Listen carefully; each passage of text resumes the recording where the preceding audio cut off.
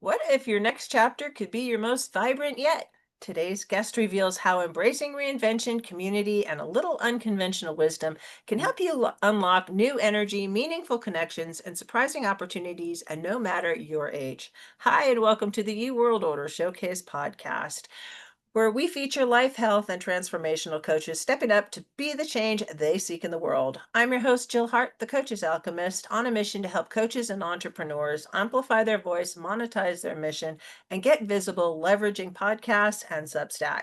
Today, we are speaking with Alese Johnston. Alese is an entrepreneur, writer, and the creative mind behind Fabulous70.com. Known for her passion for fostering connection and inspiring growth, Alese has worn many hats, from co-founding StorageTrader.com to authoring Beyond the Locks. Her mission is to empower others to embrace vitality and invest in their health, happiness, and yes, her favorite kind of real estate. Whether through her businesses, her writing, or her vibrant community, Alese is all about helping people step boldly into their best lives at any stage. Welcome to the show, Alese. It's really great to have you here. Thank you. I love that introduction. Step boldly into your, it sounds like Star Trek. That's Yeah. fun. I don't know about you, but I love this level of my life. It's like I Yeah, feel like I've gone through everything I've gone through in my life, all the trauma and all the drama, and just to get to this point, because I feel like I've arrived. excellent. Yes, absolutely. I think that's true. I know it's true for me.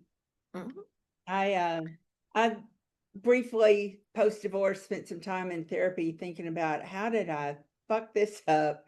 And then I realized that all those things that had gone wrong in my life in the decades past had led me to where I am today, and I'm really pleased with that. I mean, we're not hanging out in the Bahamas on a beach, but short of that, I'm real pleased with that. That, to me, hanging out on the Bahamas on the beach is kind of overrated. For one thing, Ah, I'm really not a big fan of bathing suits these days. ah, gotcha. Well, as you can So see, my face is all red today because I spent the last hour sitting in a rocking chair in front of a water fountain, enjoying the Arkansas heat and that lovely water music. And but the sunshine kind of, you know, turns my skin a lovely red. yeah. I did hear, and I'm going to share this with you. First Mhm. heard here, if you put more copper in your diet, Uh-huh. like a minor amount more copper, it's supposed to help with sunburning. Really? My husband is like pasty white, and Mhm. he does not tan, and just like a little bit of increase in copper could Yeah. make a difference. Um, I don't know. take a look at Let that. me know how it works for you if you decide to Report implement this back. tick. So, Yeah. please do not misconstrue this as medical advice, anybody, okay? Right. No medical investing or legal advice on this podcast. Exactly, exactly. Though we may talk about investing opportunities. We might. S- So let me ask you the big question I'm asking everybody this season. What's the most significant thing in your opinion as individuals we can do to make an impact on how the world is going? What are your Oh, thoughts? um, I could oversimplify and say be kind. Um, but Love that answer. I think for me, the biggest thing you can do is be engaged and build community. I talk about that all the time. It's become a repeating theme for me. I know so many people my age, and I'm very proudly 71, um, have retired, taken to the rocking chairs, have no mission in life, don't get out and have any fun. And that's not how we change the world. That's not how we change the ageist perspective that older people can't do anything. I mean, not to brag, but since I turned 60, I wrote a book. I started, let's see, since I was 60, I've started 3 companies. Um, and I, I'm having the best time of my life. So I don't understand. Like I go out to friends with I go out to happy hour with my friends, just like we were in our 20s. We still have a lot to talk about. So that's that's my advice. Have a mission. Yeah. Do Get up something and new. do stuff. Do stuff. Yes. So you were kind enough to introduce Fabulous 70. So um as I was approaching my 70th birthday, I had read this article in the Wall Street Journal by this lovely gentleman who was just turning 60. And he said, I realized one afternoon that my friends thought I was boring because I never had any new stories to tell. So he set out to fix that. And his mission was to do 60 new things that year. And he wanted to, have new stories to talk about when he got together with his buds. And I thought, this I can do. So on my 70th birthday, I opened a blog. I committed in public to my friends in the whole damn world to do 70 new things that year before I turned 71. And some weeks it got a little challenging. I mean, there are only 52 weeks in a year, so you gotta, double Speed it up a little bit. up. Yeah. Um, so I had some new stories to tell. It was fun. But yeah, just get out and do something new. Don't be bored. Pursue things that think back when you were a kid, the fun things that you did when you were a kid, and go find a way to do it as an adult. It'll be even more fun. So what was the most fun thing you did as a kid? Mm, we used to have rock wars. We had trash can lids, and back in the day, trash can lids were made out of metal. It Yeah. was so fun. We'd use them as shields. That's fun. It You was fun. know, we I used to got hit in the head play with a tag rock. football in the streets in my Yeah. little neighborhood. And so I went to my very first junior high school dance with giant bandages on both knees. It was majorly uncool, but we had fun. It was so fun. I used to get told I would ruin my femininity.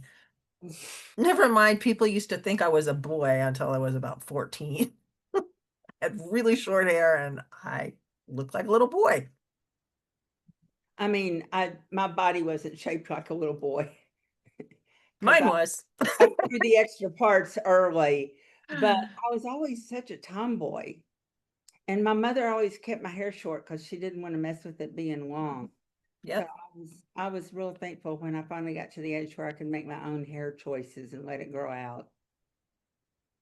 Yeah, that was my problem, is that my mom was, women that were raised in the 40s and 50s, and I'm like, they couldn't be bothered with hair. I I don't know what their mothers did to them or traumatized them with it. It's just like, hello, I want some hair on my head. Yeah, they were It's clearly like, traumatized. I tell you the other thing that I fixated. really, really enjoy doing still at this age is slides and swing sets. I don't know why everybody thinks those are for kids, because I think that is the best way to spend a Sunday afternoon. I spend my Thursdays that way. I take my grandsons to the park, and there's a in the summer there's they call it a splash pad, but Uh-huh. there's like water things you can run through and get cool, and there's two playgrounds on this park and a skate park that was actually put up by my daughter-in-law's parents. Their son, one of their sons died when my daughter-in-law was young, Mhm. and they built a skate park for the community out of the proceeds that came from his passing. I think even Tony Hawk came to our town in Preston to open it up, but this was maybe 25 years ago. I mean, it's been a minute, but it's so cool to me to see my grandson, whose uncle was responsible for this park being here, to be able to ride a scooter around on it. And he's only 4, but he's like, he gets in there with the big kids and messes it up, or mixes it up. So I agree with you. Parks are like the best place. Yes, ma'am. I love having the wind flow through my hair. Act like a little kid. Yeah.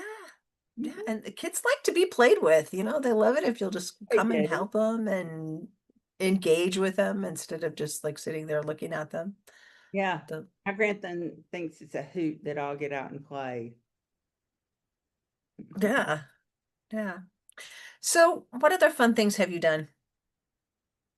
Fun things. I went indoor skydiving last year. That was fun. Oh, wow. With the kind with the wind that blows up?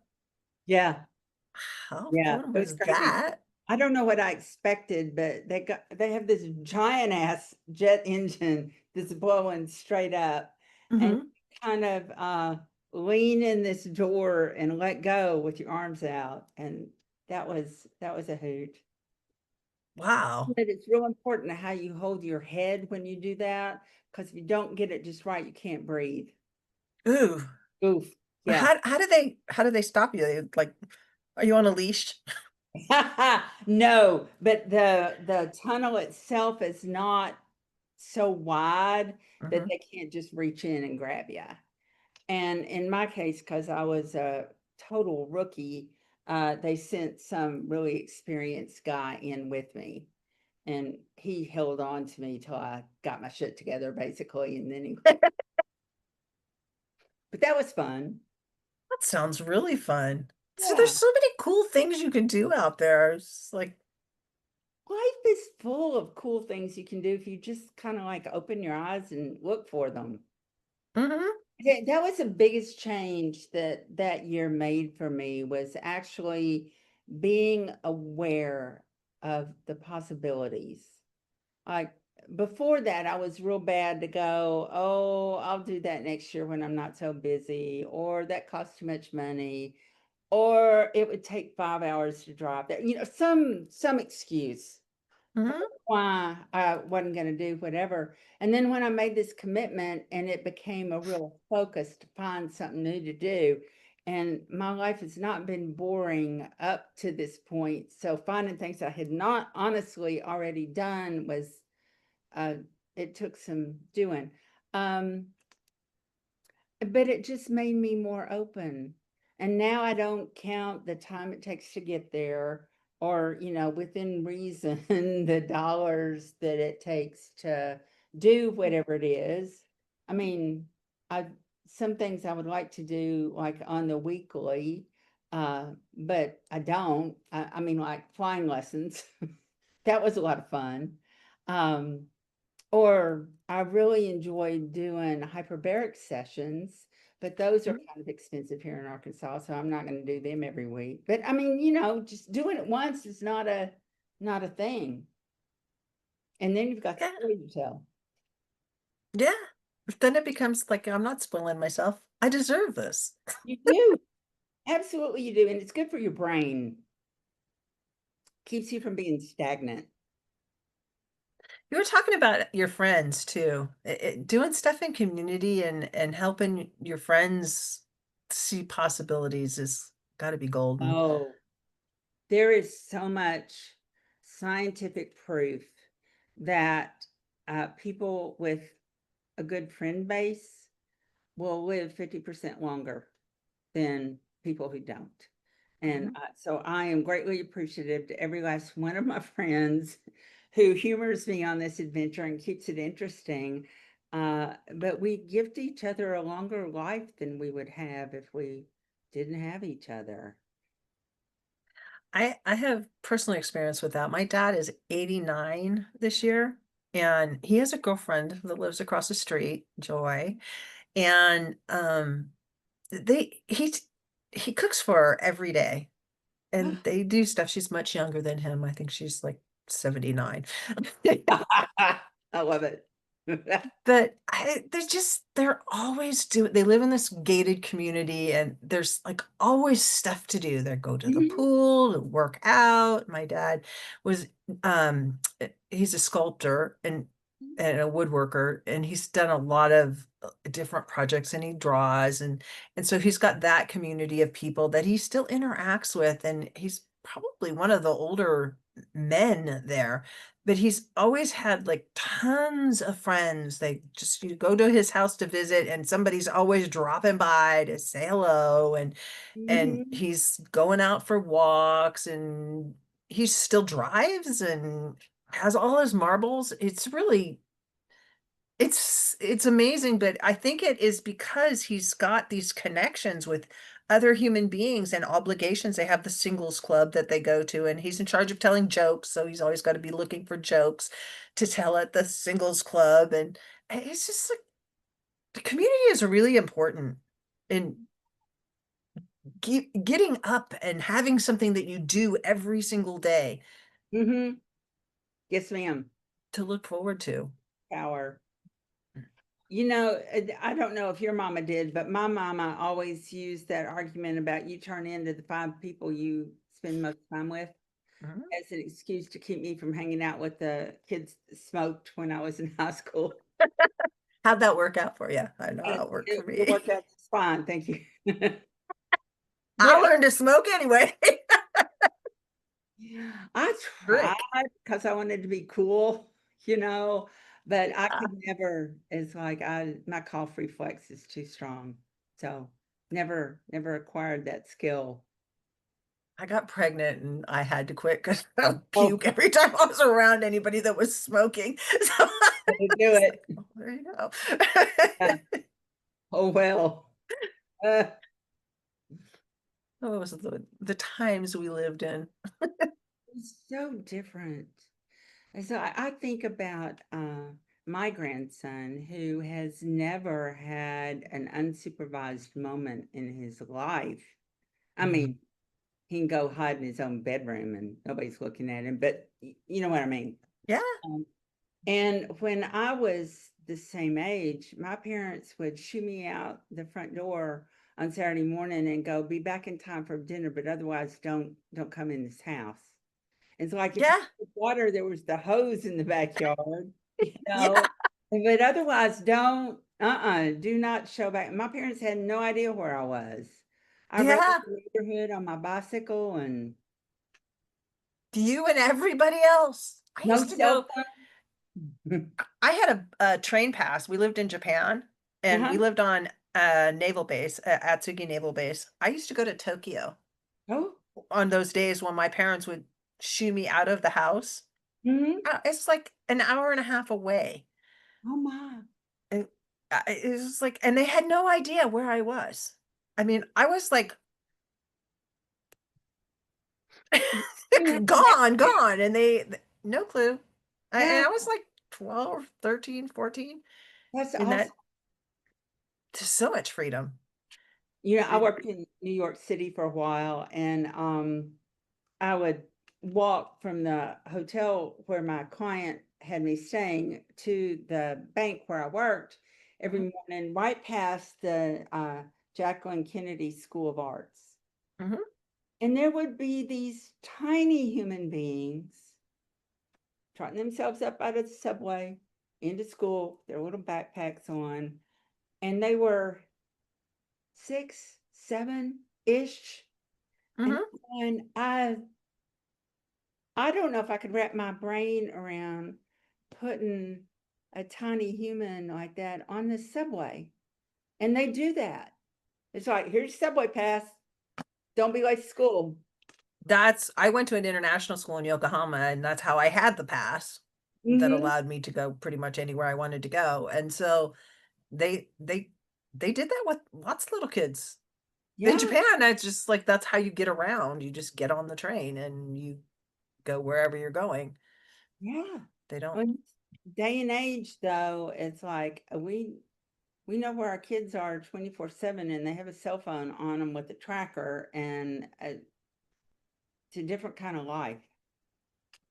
It's Mm, kind of sad in a lot of ways, that the right. kids can't just go out. I had two batches of kids. I have kids in their 40s and I have kids in their 20s. And the kids in their 40s, they did grow up with go outside and play. I do not sit here and I've never been really big on television because I didn't have TV when I was growing up, so we Mhm. didn't really have like you weren't going to sit around and watch television. That just wasn't going Mhm. to happen. Um, and so they always went out and explored and as far as boys go, I have 5 children, 3 of them are male.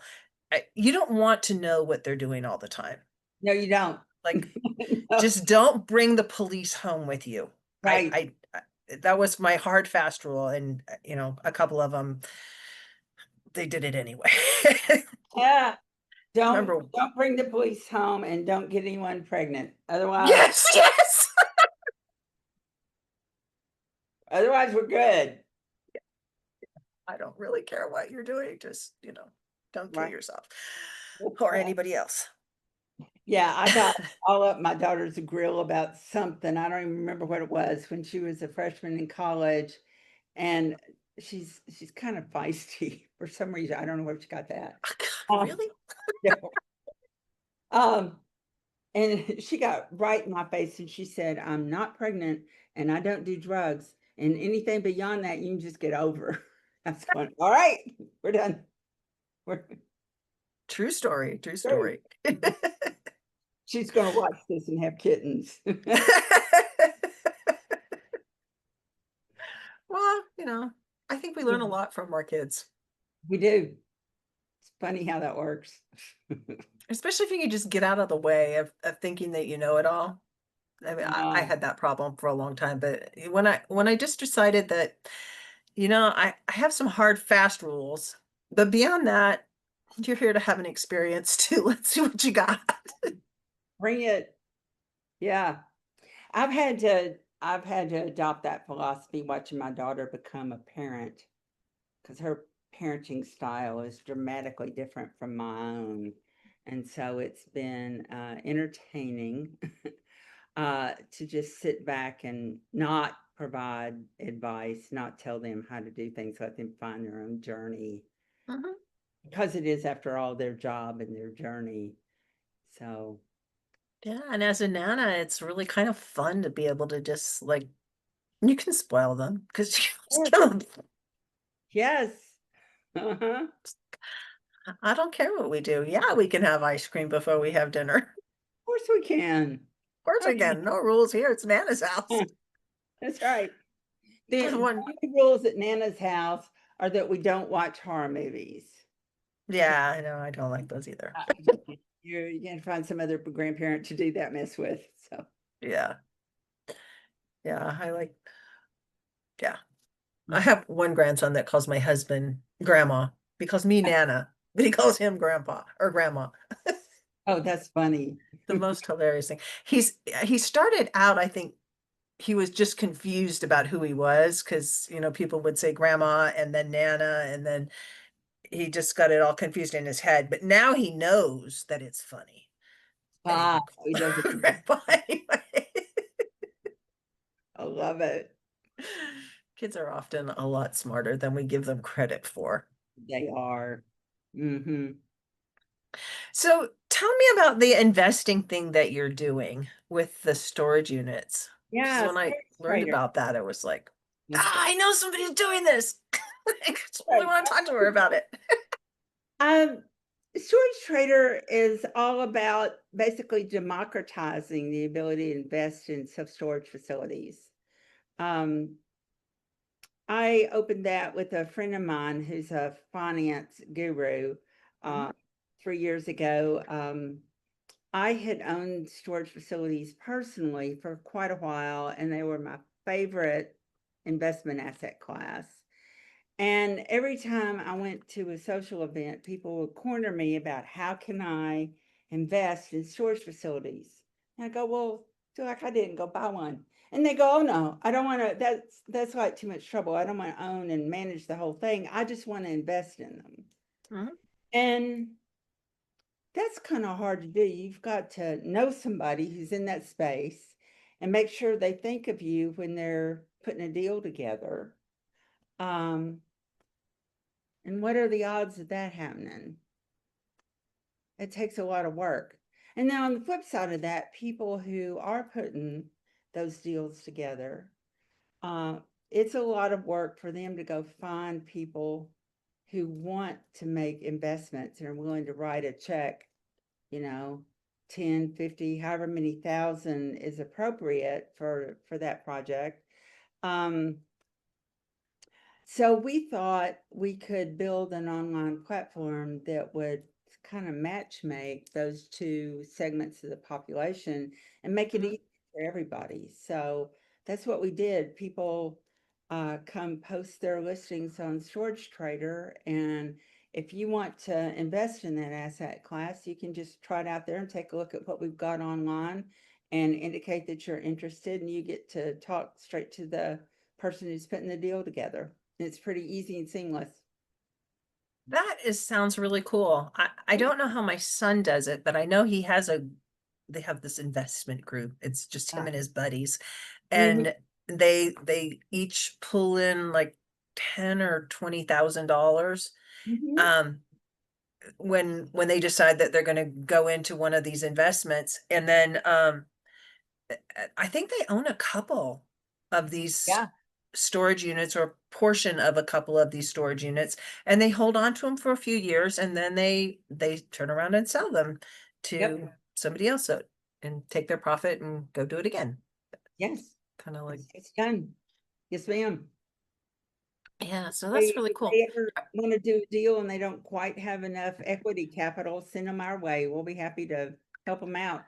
I will send them your way. I'll let them know that your website does exist, and that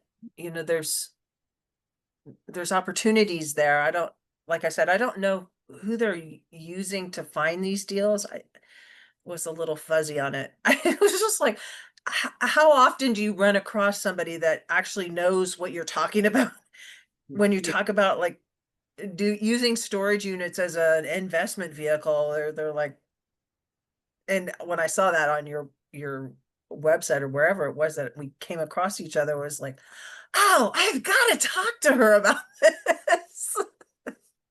Absolutely. Yeah.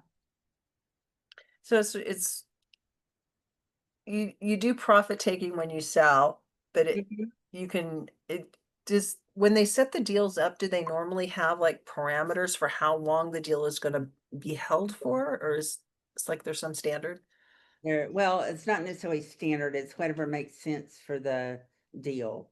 And Hmm. we've seen everything come through from like a 2-year hold period to a 10-year hold period. Um, it's hard to get investors to sign up for a 10-year hold period, but it's doable. And Hmm. sometimes that's what, if you're willing to let your money sit that long, you can make some good returns on it. Um, it varies. Hmm. So is it the way that the deal is structured that determines how it goes? So in my mind, the way it works is you put this capital together, and you're actually providing the loan for the financing of the storage unit as the investor. And then somebody actually owns the storage unit and manages it and collects the payments because it's Mhm. an income producing asset, Yep. and pays everybody off. But the people that are the investors just get paid by the terms of the loan, which is the deal that was put together to fund it. Is that how it works, or does it? Kind of, sort of. Uh, Most people will do a blended capital stack, and that's a finance geek word for how you blend the different kinds of money that you've got in your deal. Mhm. Like you might have money that comes out of your own pocket. Mhm. You've got money that you borrow from the bank, and you've got money that you take from private investors and Right. in equity in return for that. Uh, and how you pay for that, for those funds, varies. But generally speaking, it's not always true, but just Mhm. rule of thumb, for the equity investors, they will get some agreed upon portion of the profits every year. And that might Okay. be paid out quarterly, might be paid out annually. Um, so you get a revenue stream all along the hold period. And then when the asset is sold, they then get their equity percentage of the sales price. So that's when you get the big check and get your original investment capital back. So you actually, you buy into it with you buy into it knowing that you're going to hold it for however long until it will get sold. I mean, being sold is, and it could theoretically just be sold to whoever is owning or running and managing it, and the main person that is in Yeah, that's charge of it. totally legit. They might recapitalize it in some Mhm. fashion and buy you out. They might, redo the bank loan. They might, put more of their own money in. Lots of different ways to do that. But yes, it's Interesting. you need to read the deal docs up front and make sure that it specifies how that happens, like how the sales price is determined, so that you know what happens if the deal sponsor decides to just recapitalize and keep it, or if they actually sell it. How does, what's an acceptable sales price for them to agree to? So I always Yeah, encourage because you could lose a lot of money if you could. I mean, the market just like totally tanked on it. risk in every asset class, and self-storage, as recession resistant as it is not without risk. I mean, if Even putting your money under the mattress is risky. right, Somebody can come and steal it. somebody Sorry. could, Or you could have a yeah. fire. So Uh-huh. life is not without risk. Life is not without risk. And I tend to advocate for people having a balance of different assets in their investment portfolio. Yep. And generally speaking, you've got something really high risk like angel investing or the stock market, and then you've got a portion of your funds in something that's really recession proof like self-storage, to balance all those other high risk things out. Yeah. Yeah. I totally hear you on that. I do an AI arbitrage bot Oh, do that, you? yeah, it's kind of crazy. It's like literally you push a button and direct the bot to go make trades. It Uh-huh. has a crazy return on investment.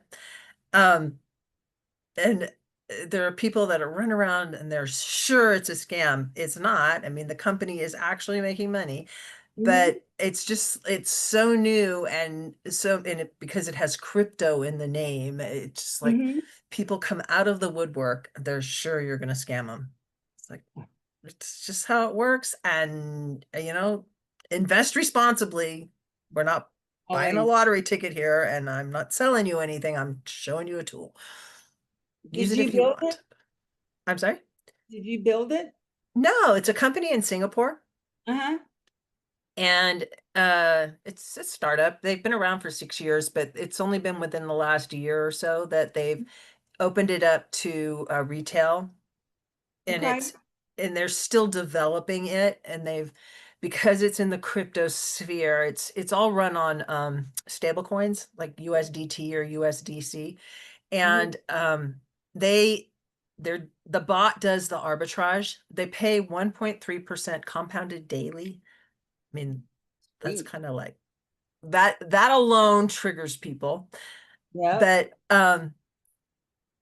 it it's done kind of automatically. The company actually makes money when you push that trade button, because that directs the bot to go out and find a trade that will return 1.3% plus 20% of the 1.3% to cover the affiliate commissions and the 2% that the company gets. And then they also get money when you withdraw it. They get money from the exchanges that they're doing the arbitrage on. And I get money one more way. I can't remember how that is, but there's 4 ways that they make money. So they're not a Ponzi scheme. They don't. Could they run away with your money? Yes, they could. I mean, the Um, bank can run away with your money. I'm sorry to break the yeah. news to you, Yeah. but So after the podcast, you're going to email me there. I'll give you the information, yeah. Yeah. And for Yeah. listeners that are interested in investigating it, I actually do a call on Wednesdays. It's a Q&A, and just like email me at support@heartlifecoach.com and I'll send you the link to do that for my listeners. But you personally, Elise, I will send you the information. You're awesome. My Wednesdays tend to be pretty booked up. I record them now so that people Oh, can go back and re-listen to them. I try to give information about what's happening with the company because it's adapting so quickly right now and things are changing so fast with it that you almost have to like find out every day what's new. And then I also answer questions for new people that want to learn more about it and they're like totally new to the crypto world or arbitrage or trading or investing at all. But it has a really low entry point. So there's sometimes people that get involved in it because it's like $250. are you serious? Yeah, I am serious, but you can only imagine people that only have to put in $250. They're taking their money and it's just like in their mind, it's just barely above like buying a lottery ticket and expecting to win. Uh-huh. And Yeah. they don't read the terms and conditions and they screw stuff up and then they get all mad. And so there's all of these Trustpilot reviews that are like, oh, they stole my money. It's like, well, I mean, it you was just, violated their terms and conditions, sweetheart. It's they told you they were going to do this if you did that. I'm sorry. Yeah. But again, it is a startup and you can lose all your money.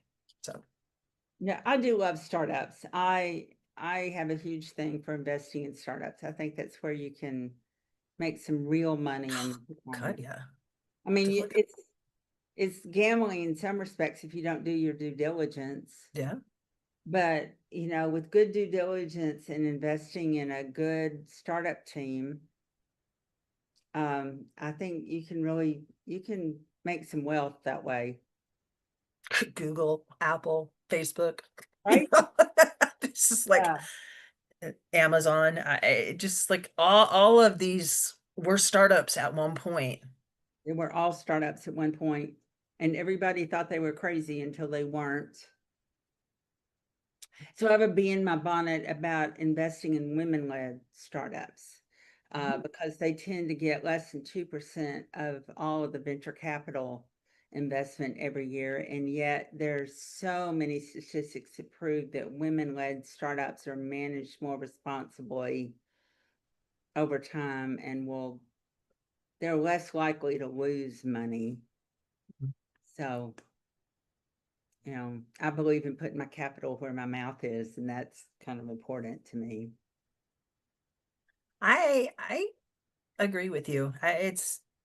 Women supporting each other is really important. And I've come across so many of us women that are leveling up in our game of life these days. Excellent. And We're more powerful than we realize. oh yeah. And we're waking up and realizing that, we don't have to put up with this crap. And No, we don't. We're not required. We can, in fact, feed ourselves and make our own investment decisions. So there. yeah, yeah. And we should be, Yes. gone are the days when you didn't know what your husband was doing with the money. It was just his money, in fact. Yeah. So I found the most intriguing piece of paper the other day. I was cleaning out my closet and found this book that had my grandmother's paperwork. And I don't know how, after all these many moves, I still have any of it. But regardless, one thing I found was a love letter from one of her husbands, and it was a little racy for that day and age. So that was a lot of fun. But I kept digging, and I found a mortgage where she had bought a house with no cosigner Wow. for $40,000 in 1940. That I have goosebumps. That was almost unheard of. Yes. And Just like, I want to know the story behind that document. I mean, that just blows me away. And and at this point in 2025, just to be able to have this conversation, most women, younger women, don't realize that in the 40s, women could not get mortgages. you couldn't get a credit card, you couldn't buy a car, you couldn't get any kind of loan. And yet my grandmother had a mortgage on her home. Interesting. Very Yeah. interesting. I would love to know the story to that too. I have so many questions and no idea where to go find answers. I call I that bet she was an interesting woman. my grandmother. Oh, we have stories for hours about Dorothy Church. She was amazing. She was a single mom in a day and age when that simply was not done. Mhm. And it's like my grandfather hit her one too many times, and she said, "I'm out of here. We're not doing that." And she went and got a job at the local electric company and ran their office for pretty much the rest of her life in this little tiny town. And she was interesting. Good for her. Yeah, Yeah. she gave me my passion for coconut cake because she made the best one in the world. Um, Coconut. And she always told me that I had to get my own education so that I could marry for love and not be dependent on someone else. I don't know that I followed that real well, but nonetheless, it was really good advice that I remember to this day. She was a smart woman. Used to be that women went to college to find a husband Hmm. of some caliber where, and that's why girls used to be encouraged to go to college. Now, Hmm. when you go to college, it's mostly women. Hmm. It's predominantly women in schools, and they're not really educated all that well, in my opinion. They're propagandized, but they're not really given information on how to learn. And I think that learning journey is what we're all here for. And you can't be taught that. It's something you have to experience. And that's the education that I think perhaps your grandmother was talking about. But I think it's the most important education you can get. Yes, to learn how to learn. It's something I don't see in the educational system today. I don't see it in people who show up wanting jobs. They don't know how to learn a new skill.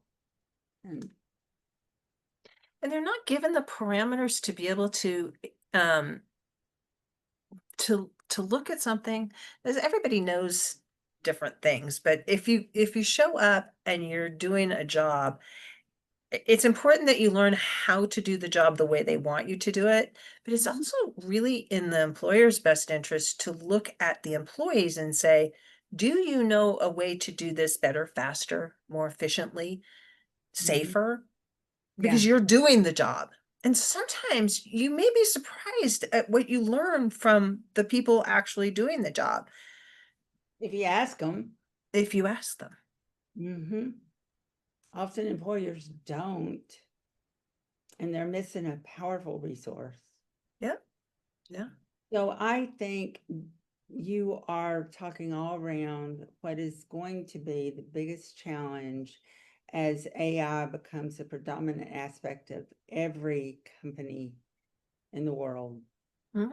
Like, if it doesn't matter what you personally know anymore, what I think matters is your ability to ask good questions and to question what you get back from the AI and to continue to ask questions, good ones, and drill down. And I think that's something we're not taught in school is how to ask good questions. So I see that being a problem. And not only asking good questions, but looking at the answers and asking yourself, does this make rational sense? Right. Yes, Is ma'am. is is is this likely to be true? Because Mhm. just because something tells you something, AI, the government, whatever you read anywhere, Right. It's just because it's been put out there doesn't make it a fact. And there's No. difference between truth and facts. Facts are repeatable, observable, and testable, Mhm. and you always get the same answer.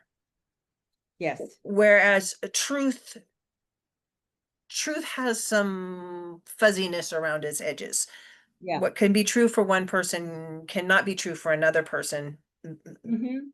because of a variety of factors. But a fact is always a fact. And people aren't taught that difference, which No. leads to lots of confusion because language has meaning. And unless you're taught what the meaning of words are, and unless your vocabulary expands enough to be able to articulate what you want to get across to other people, your society will collapse. You know, I've been having some really interesting conversations lately on spirituality with a friend of mine who's an author on that topic. And we get deep in the weeds and often find ourselves lacking language that adequately encompasses the thought we want to express. It's like language is such a handicap if you're trying to communicate something that is not as obvious as saying this cup is red, except for where it's silver, you know. It's Mhm. our language needs to grow. Yeah. Well, you know, back to the AI thing. I caught the Google search AI straight up lying to me this morning. I asked Google search That a will happen. question, and the AI said, "Oh, absolutely, this is true. Here's how you do this thing."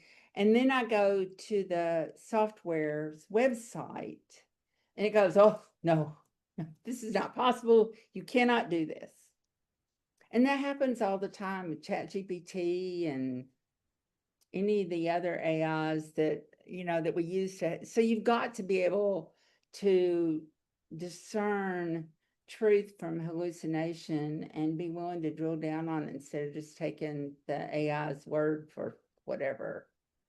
I could give you even a different example, a, a simpler example. It's people that work in like a fast food restaurant or Mm-hmm. any retail situation where they're punching things into their computer because it's just a computer, Mm-hmm. um, and then they're given a total that Mm-hmm. you're supposed to pay.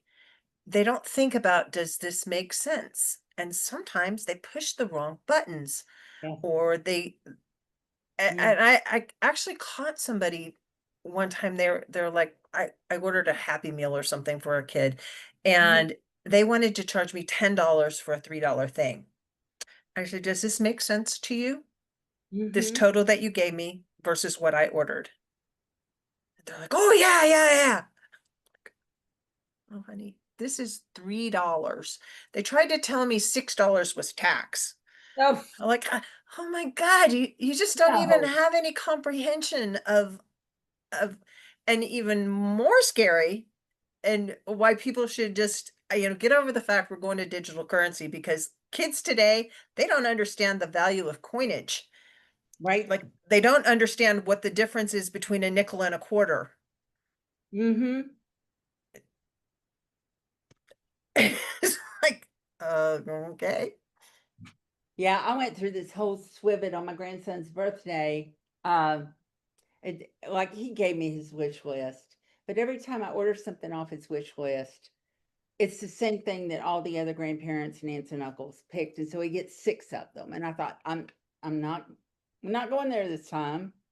I'm giving the kid cash.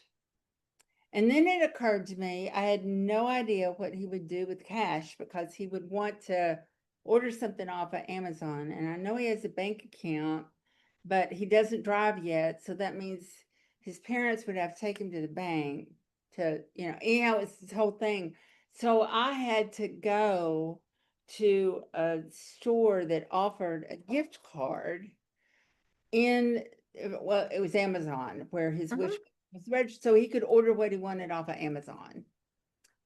possibly because I couldn't figure out how to just do it off of Amazon and print it, but whatever. It's like they don't, cash is hard. And how did that happen? And You it's know how to going spend away. stuff. Yeah, it's going away. It definitely is. Did I tell you that my final 70th challenge was I minted a meme coin? Oh, how fun. It was a learning experience. It has just continued to give because I offered some to friends and they just all they had to do was give me their digital wallet, Hmm. which doesn't seem like that would be hard to those of us who have one. Yes. I found out real quickly how many people do not have digital wallets. And so then they had to go set one up, and that was all challenging for them. And then they didn't know which number was the actual public key so that I could transfer stuff to their wallet. So it was entertaining. That's what I do with this AI arbitrage thing when I it's like first we learn how to open an exchange account. And Yep. we're going to talk about wallet addresses and how to move with wallet addresses. And we don't type wallet addresses, we copy and paste wallet addresses. God, they're so long. You would never, They're long and you don't know what O's and zeros are, right? For starters.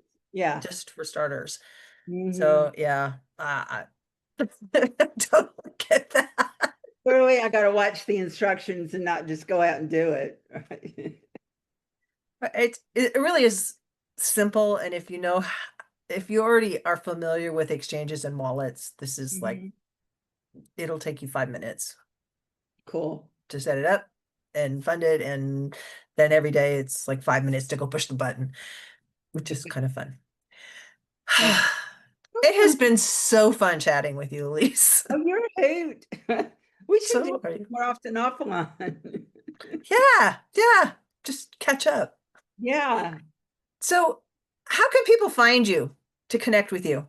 Ah, you know, you can reach out to me. We didn't even talk about my book, so let's not go with that address. You can find me at Alese, which is spelled ALESE, at fabulous70.com.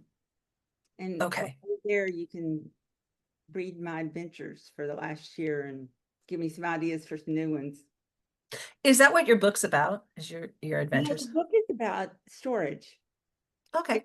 It's called Beyond the Locks, and you can reach out to me on that website as well. Same name or Beyondthelocks.com. name at beyondthelocks.com.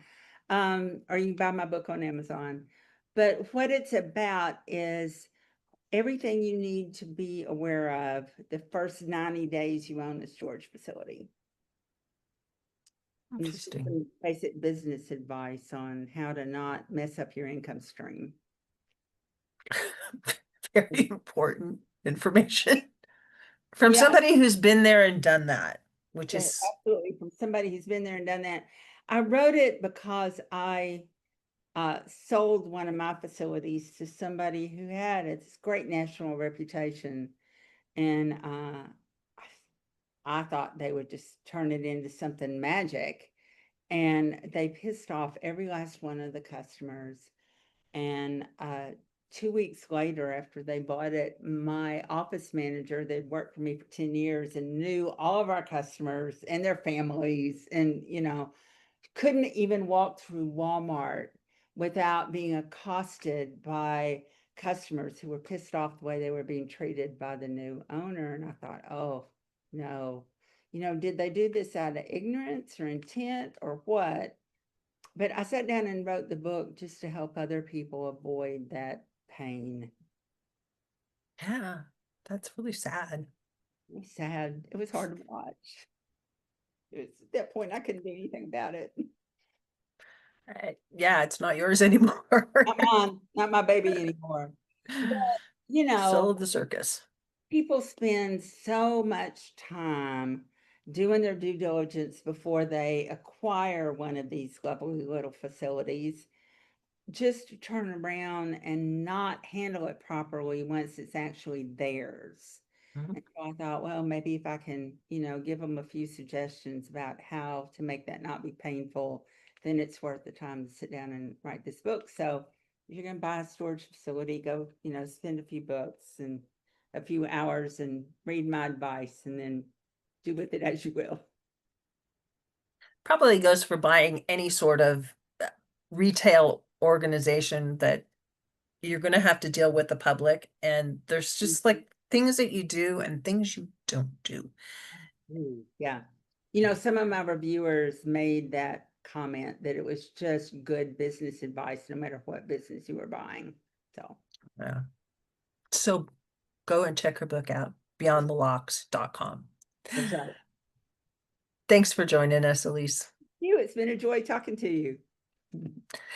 Thank you for tuning in with us today. If you have a podcast or are interested in starting one, be sure to reach out to us at support@heartlifecoach.com. We love to help spiritual entrepreneurs and coaches amplify their voice and monetize their mission and offer a variety of ways to do this, leveraging Substack. Join us for our next episode where we share what others are doing to raise the global frequency. And remember, change begins with you. You have all the power to change the world. Start today and get visible.